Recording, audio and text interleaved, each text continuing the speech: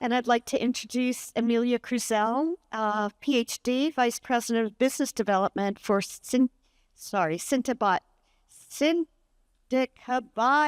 Thank you. Thank you, Bunny. You got it in the end. I'll say it a bunch of times so everyone will learn the proper way to say Syntekabio. Thanks for having us here. Thanks everyone for joining. And I know it's the last day of the long conference, so I appreciate some folks in the crowd here to learn about what Syntekabio is doing to expedite getting new chemical entities and viable drug candidates to patients sooner. And it's timely that I'm after Daniel's presentation, because once you have a target, we have some really good solutions to offer that can expedite this process. And I'm going to talk to you about it today. And the clicker's working. Okay. So you may not have heard about Syntekabio before, but we are an AI drug discovery company specializing in the preclinical space. We're about 15 years old, actually, headquartered in Korea. And we were originally founded as a supercomputing center for genomics and big data. Along the time since then, we've developed computational methods in structural biology, AI and ML in three-dimensional molecular space, and we have our supercomputing center, which we opened last fall, which is dedicated exclusively to bioapplications and pharmacology. And we also, alongside the in silico work, have a global zero network, which we use to validate all of our in silico predictions with lab results, animal tests, et cetera. We'll talk a little bit about that later.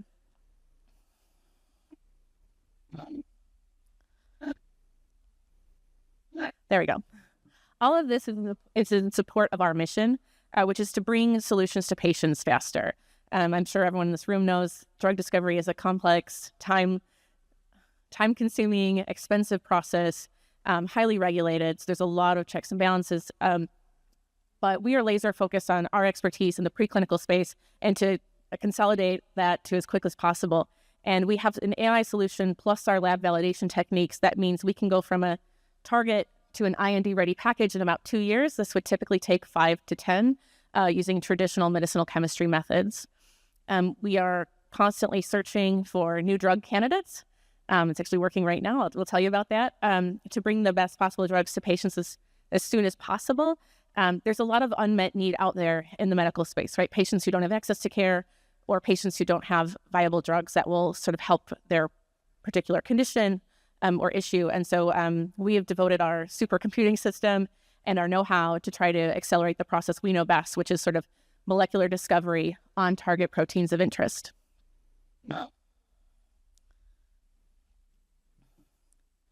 So overall, right, in support of our mission, our goal is to simplify drug discovery in the preclinical space from target to IND that uses sort of the best of AI and deep learning, along with in vitro lab and animal validation, which really takes the burden off our clients to have to sort of manage those, the models and the training, but also the handoffs to labs and back and forth to inform those models over time. We'll get into how this works next. At the core of our technology is what we call Syntekabio's DeepMatcher Platform, which is a suite of AI and machine learning software tools and technologies, and it's specifically designed to improve the speed and precision of early-stage drug discovery. The way this works, it sits at the middle of our platform, but it can take a target or some other input that is a structure, a protein target, a peptide, or an indication where we're actually going to target multiple different proteins in the cell at one time, use our DeepMatcher tech, and at the end generate molecules specifically designed to interact with that target of interest or that suite of targets.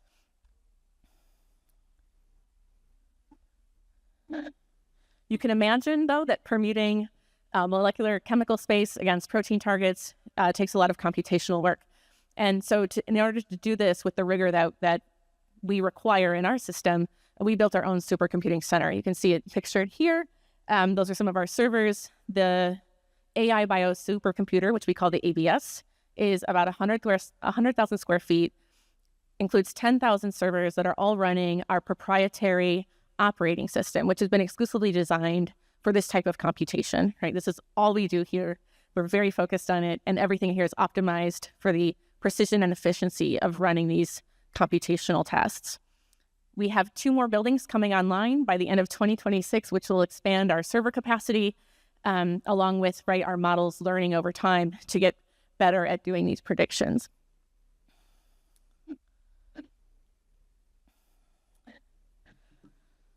So we know that there are open source tools for doing AI-based drug discovery. We like to compare our platform on the right to sort of what you might do on the left to engage with these tools around even a single target. For example, one would need to attain a relevant data set or suitable data in order to make these predictions.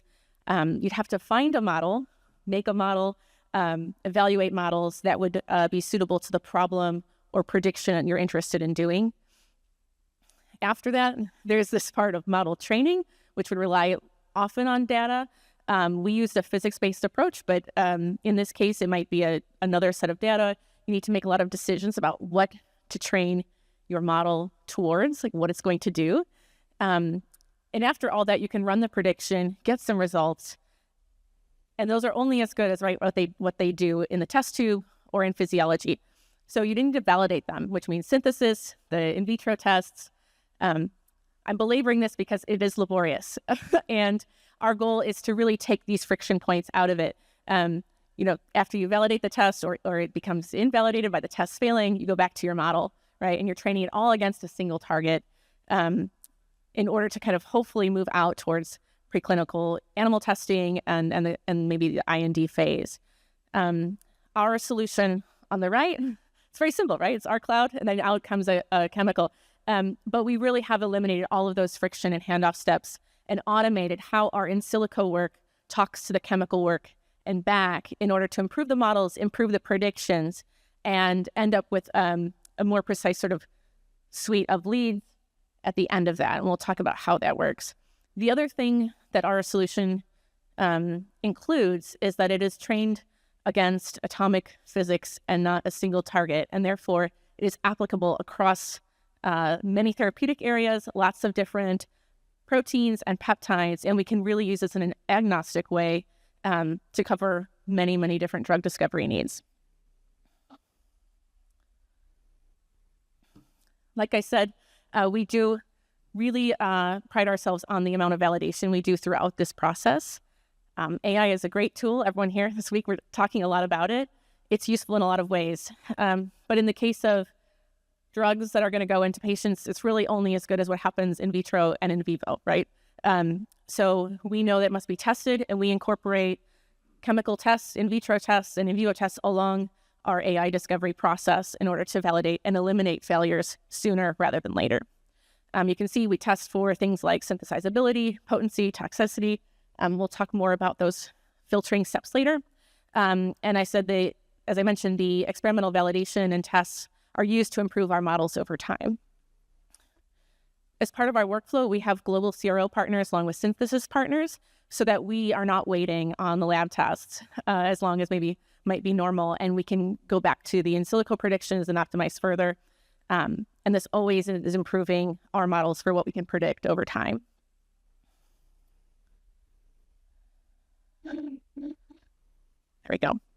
Here's just a schematized version of that workflow. You can see at some of the places where we incorporate synthesis or lab testing in vitro, lab testing in vivo, along with our sort of in silico processes. There's a screening step after all hits are generated. We take the top 100. And then when we optimize hits into leads, there are various checkpoints for the chemistry around synthesis, the behavior in vitro, and we can kind of go back into the algorithm if that performance in vitro isn't good enough for the go, no-go step at the next stage. Likewise, after an animal test or a cell-based assay or an organoid assay. And we can always go back and re-optimize those leads for performance in vitro or vivo that meet our criteria to move forward.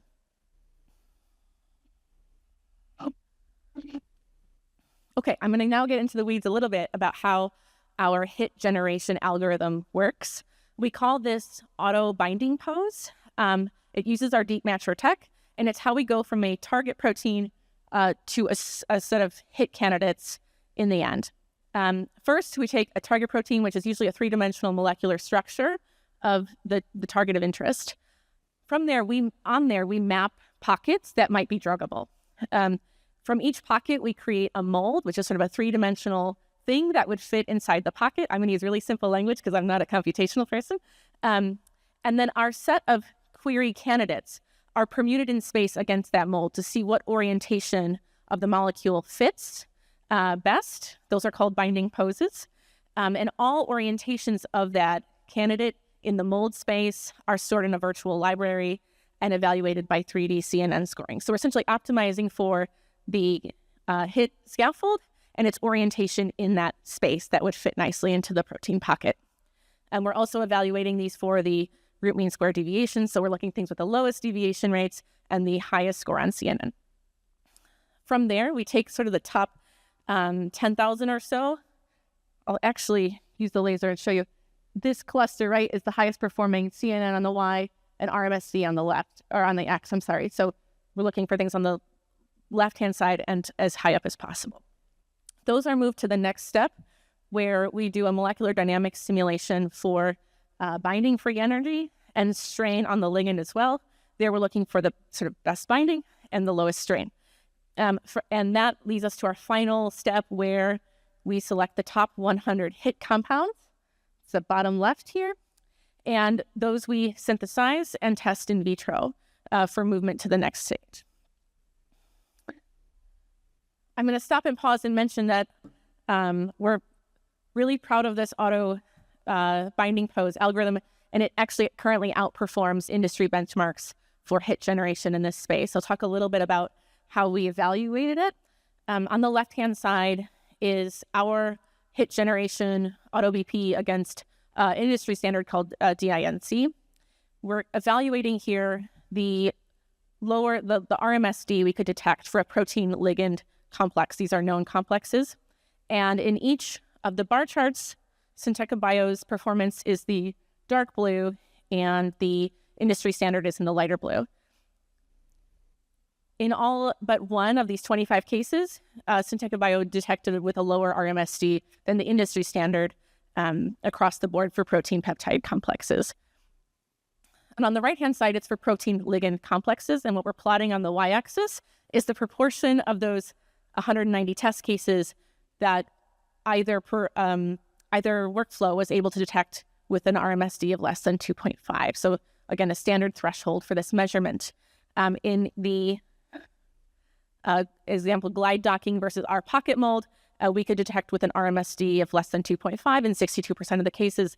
And you can see the numbers for induced fit docking in the middle pair. And then adding molecular dynamics into it, we still outperform the industry best by 1%. So we feel really good about the level of precision we can measure with this auto binding pose algorithm and creating higher confidence hits as a result.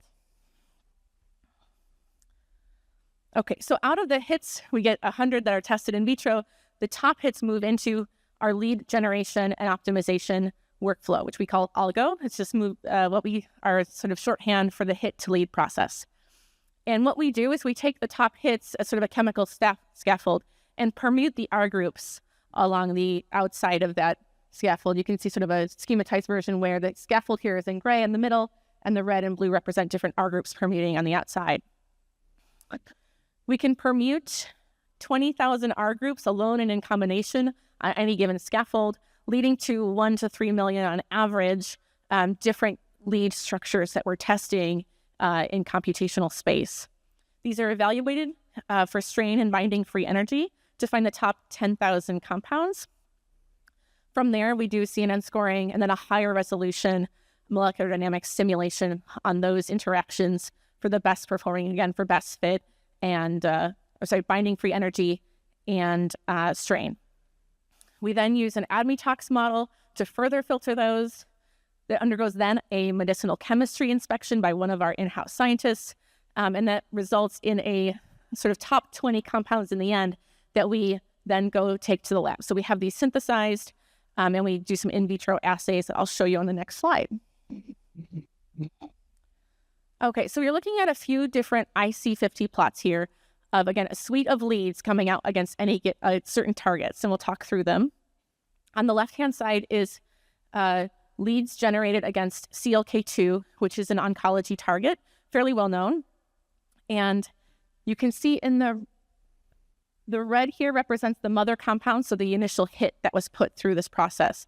And on the X are just representing different lead candidates that came out of our algo prediction model. And on the Y is the IC50. You can see that some compounds came off the leads and lowered binding to CLK2 in vitro, but a vast majority improved binding, with the top performer reaching an IC50 of 4 nanomolar and seeing a 32-fold improvement. And this took us about 5 months to get through. It's quite a good result. In the middle, a different target, FLT3. This is involved in acute myeloid leukemia, and we did the same process. Here we synthesized 7 compounds, and 6 of the 7 outperformed the mother compound for binding to the target, with the best being about 6.5 folds improved. You can see this binding affinity is likely not sufficient to move forward, but it is a good candidate to take through the lead generation process again and re-optimize and see if we can improve that even further. And then the last one on this slide is, I would say, my favorite. It's a dual target experiment where we are targeting IDO and TDO, which are 2 different immune checkpoint inhibitors involved in cancer. And what we did here was take a hit mother compound that had been trained against both targets, so a pocket on each, and put it through the lead generation process where, again, we're trying to ensure that the chemicals being predicted would be active against both targets. And here we're plotting affinity against TDO IC50 on the Y and IDO on the X. And you can see we have really nice sort of up and to the right trajectory of our different candidates, meaning we are improving activity against both compounds at the same time. The top performer, the top lead we got out of this was 14 folds improved over the mother compound in about 12 months. The other thing I'll say is that since this time, we've been able to sort of decrease our timelines even further by finding a rapid synthesis partner who can get us compounds in a matter of weeks. So this would actually, when I show this next time, we'll have some even faster trajectories on improving these and other candidates in our pipeline.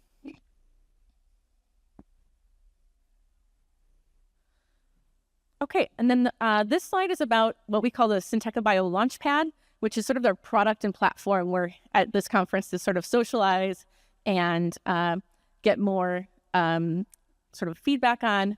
But with our cloud-based infrastructure and our supercomputing center, we can run continuous discovery to analyze targets, find new hits, optimize them into leads. You know, each one of those is sort of weeks or so of computation, but we can create concurrent pipelines of drug discovery across many therapeutic areas, many targets at scale, and we're doing this now. So this is, on the left, is just a snapshot of some of our prioritized gene targets that we are actively working on, curating candidate pipelines against these.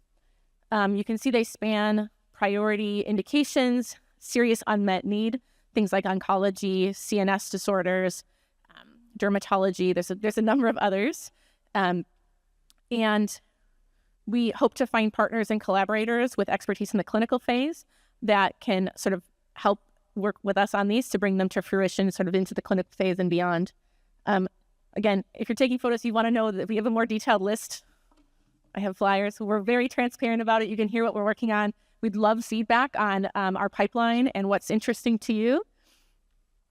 But this is a really exciting program and platform we're working on. And I hope it's clear we're so bought into this that we're already investing in de-risking these candidates so that they can be accelerated to the clinic. And this may be a little redundant at this point, but our workflow is constantly sort of running. We're putting new targets in at the left, generating hits. When they come off the servers, let's say, and we go into lab, something new sort of takes its place, and we're using those CPUs or GPUs all the time to optimize these leads with our tech. And what's resulting, as you saw, is a inventory, oops, I hit the wrong button, inventory of drug candidates sort of across indications and across targets, including sort of, suites that may have performed already in vivo tests in animals or cell-based assays. So we're already going ahead and de-risking those processes so that our partners have really turnkey assets and opportunities to, accelerate their own portfolio growth or pipelines themselves.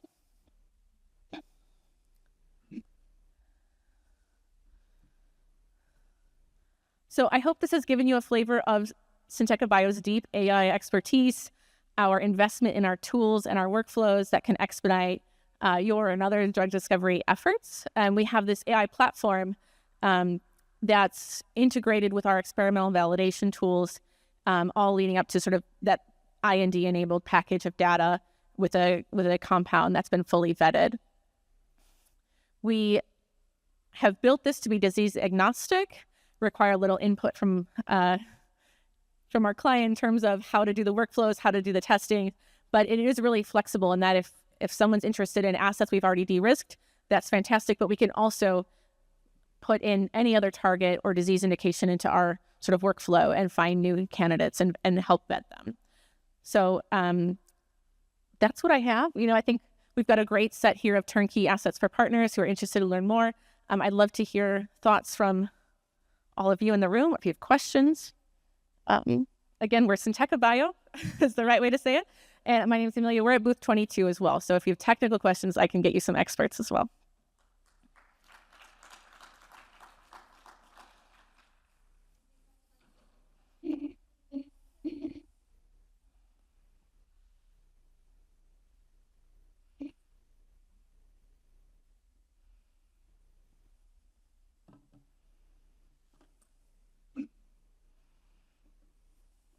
Okay, well, thank you, Amelia. I'm so sorry I mispronounced No, it was Syntekabio.